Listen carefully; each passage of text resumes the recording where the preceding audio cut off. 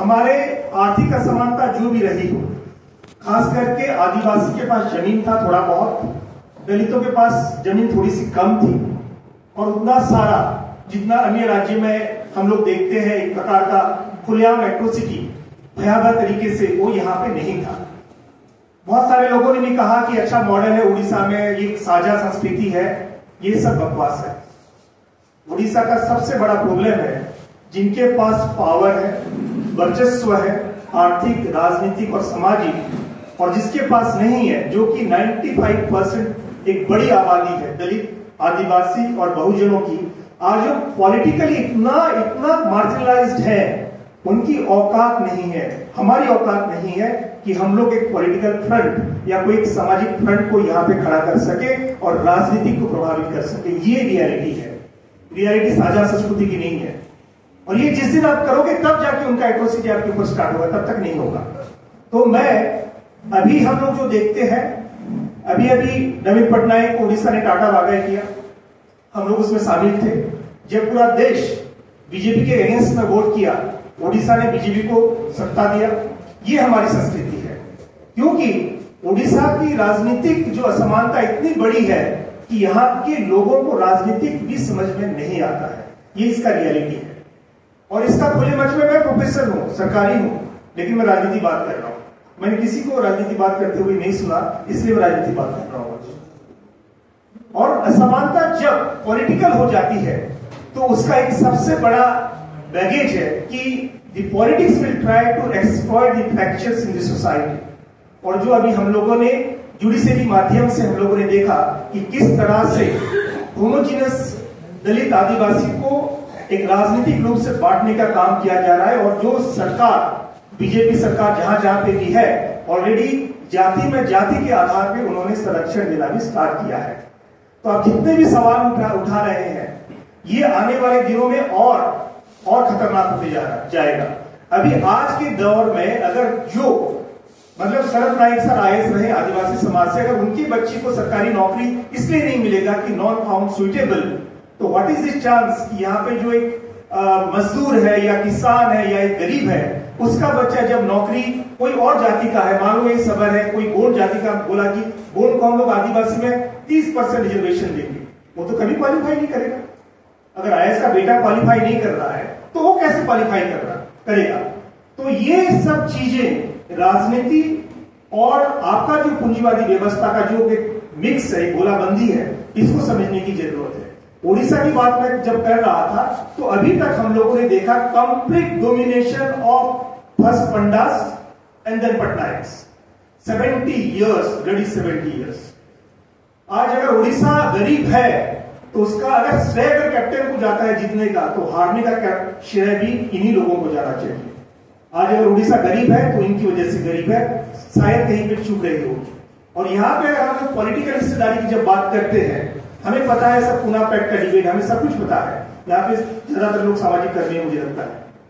और ये सब हम जब देखते हैं, हमारा क्या है यहाँ पे असेंबली में, कौन सा वॉइस है, कौन हमारे लिए हमारा आवाज यहाँ पे मुकद्दर कर सकता है, बताइए। कोई है? एक है? इतना दिन मूवमेंट हुआ, इतना सारा जय भीम होता रहता है, एक बंदा बता दीजिए जो हमारे लिए हमारी आवाज वहां पे बुलंद करता है? एक भी नहीं है। एक मकरंद मुद्दे जीत के गए थे, लेकिन स्वाधीन गए थे, वो मूवमेंट के थे, ये बोल सकते हैं, लेकिन मुझे नहीं पता कोई है। तो अभी जो पंडा के बाद पटनायक आए और उसके बाद पांड्यन आए, तो उड़ीसा 70 साल में पीपीपी मॉडल पे चला है।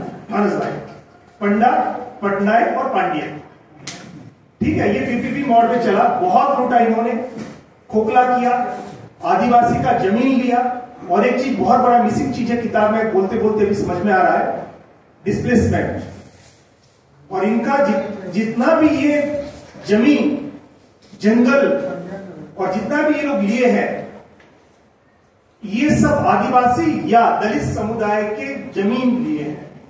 और उसका डायरेक्ट अगर किसी को नुकसान हुआ है तो दलित आदिवासी समाज को हुआ है, यहाँ के मूल्यवासी समाज को हुआ है। और उड़ीसा में सबसे ज्यादा डिस्प्लेसमेंट का अगर शिकार कोई है तो ये आदिवासी समाज है, खास करके। तो दलितों को समाज ने और आदिवासियों को राज्य ने, राष्ट्र ने कुचल के रखा है। तो ये स्थिति है आज उड़ीसा की। तो ये असमानता का जो पूरा एक कॉम्प्लेक्स मिक्स है, ये सब उसके ही है। अगर हमारे यहाँ पे अगर हमारी कुछ भी होती, कुछ भी स्टेप होता कि डेवलपमेंट कैसा होना चाहिए, पॉलिसी कैसी होनी चाहिए, तो मुझे लगता है कि इन सब सवालों में हमारी थोड़ी सी भी इंक्लूसिविटी होती कि हम क्या चाहते हैं। लेकिन zero inclusivity, they have every power to decide the fate of our community. अभी उसके बाद लास्ट बात मेरी, अब पीपीपी मॉडल चला गया, अब एक नया मॉडल आया है उड़ीसा में, और वो मॉडल है एमएमएम मॉडल। क्या है एमएमएम मॉडल? एम है Manu, RSS, M for Modi, boss बैठे हैं दिल्ली में, और यहाँ पे मोहन।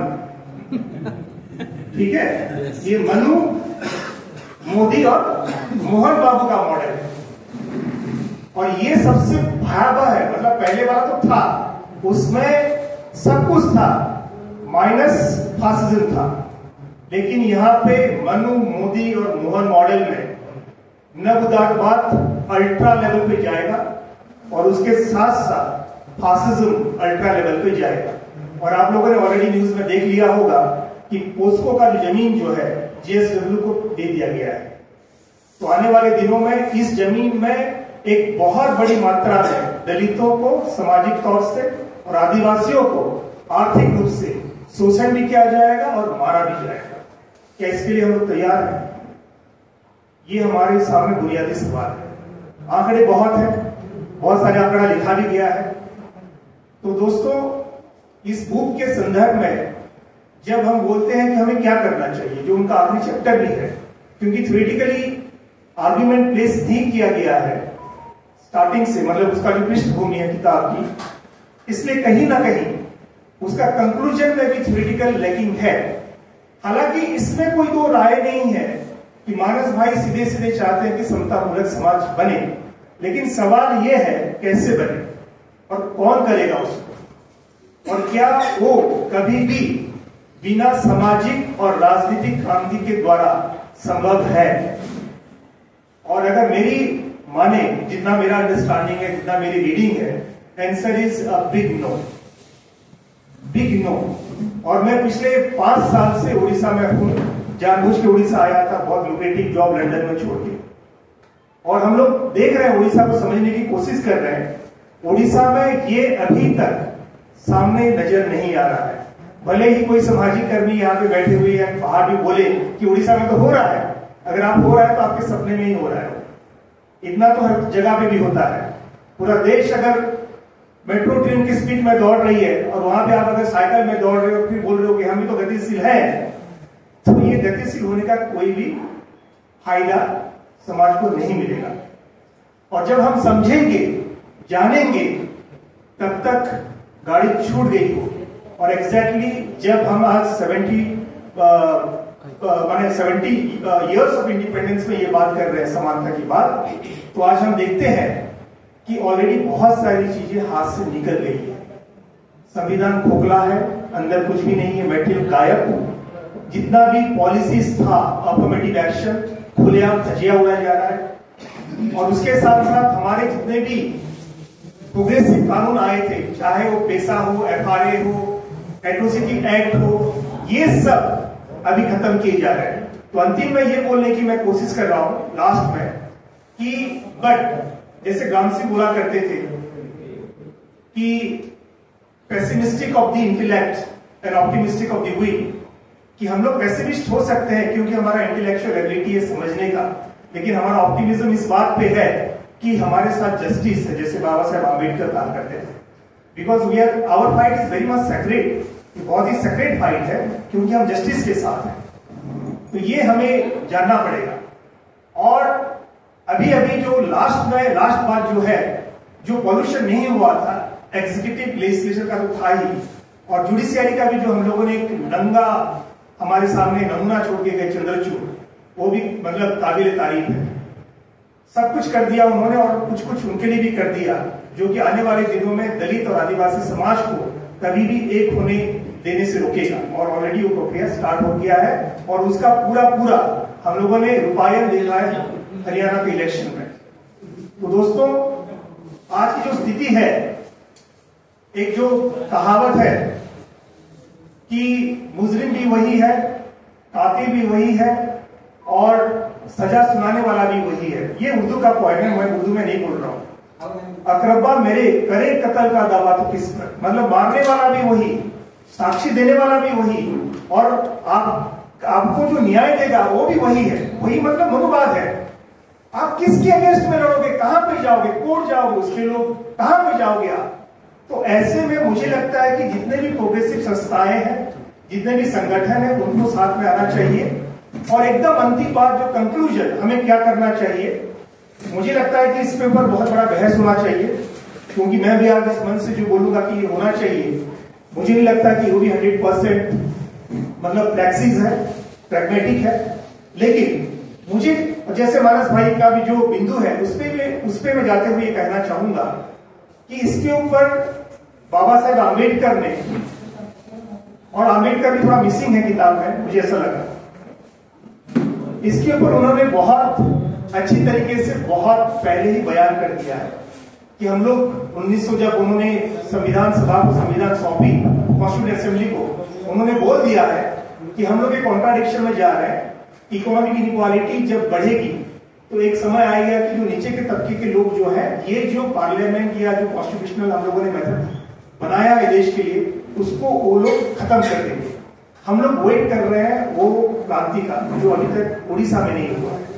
तो दोस्तों, और यहाँ पे जितने भी जिम्मेदार लोग बैठे हो, मुझे इस मन से आपको ये अपील करना है कि स्थिति बहुत गंभीर है और इसके ऊपर चर्चा से बाहर उठ के हमें अभी किस प्रकार से, क्योंकि समस्या राजनीतिक है तो लड़ाई भी राजनीतिक ही होनी चाहिए।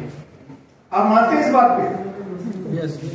मोदी राजनीतिक है या जो भी है, तो लड़ाई भी राजनीतिक होनी चाहिए। और इसके ऊपर ऑलरेडी अम्बेडकर ने भी कहा है, उन्होंने जितना भी अधिकार हमारे लिए हासिल किए थे, सब राजनीतिक अधिकार हासिल किए थे।